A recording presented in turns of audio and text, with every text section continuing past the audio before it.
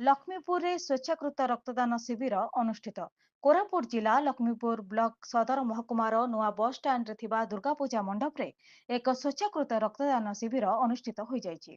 ଆମ Koraput charitable trust, Odisha ରକ୍ତଦାନ ମହାସଂଘ, ସମ୍ବାଦ ଓ ଆମ ଓଡ଼ିଶାର ମିଳିତ ସହଯୋଗରେ ଅନୁଷ୍ଠିତ ଏହି ସ୍ୱେଚ୍ଛାକୃତ ରକ୍ତଦାନ ଶିବିରକୁ ସ୍ଥାନୀୟ ଆଇଆଇସି ସୁଜ୍ଞାନୀ ସାହୁ ରିବନ କାଟି ଶୁଭାରମ୍ଭ କରିଥିଲେ।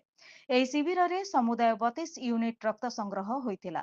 ସ୍ଥାନୀୟ ଯୁବକ, କର୍ମଚାରୀ, ଡାକ୍ତରଙ୍କ ସମେତ ଓଏମସି କର୍ମଚାରୀ ଉପସ୍ଥିତ ରହି ସ୍ୱେଚ୍ଛାକୃତ ଭାବେ ରକ୍ତଦାନ କରିଥିଲେ। କୋରାପୁଟର ବ୍ଲକ ବ୍ୟାଙ୍କ ଅଧିକାରୀ ମଧୁସୂଦନ ବଳିଆର ସିଂ ଉପସ୍ଥିତ ରହି ରକ୍ତଦାତାଙ୍କୁ ଉତ୍ସାହିତ କରିଥିଲେ। ପ୍ରତ୍ୟେକ ରକ୍ତଦାତାଙ୍କୁ ଉତ୍ସାହିତ କରିବା ଉଦ୍ଦେଶ୍ୟରେ ରକ୍ତଦାତାମାନଙ୍କୁ ଗୋଟିଏ ଗୋଟିଏ ଗଛ ପ୍ରଦାନ କରାଯାଇଥିଲା।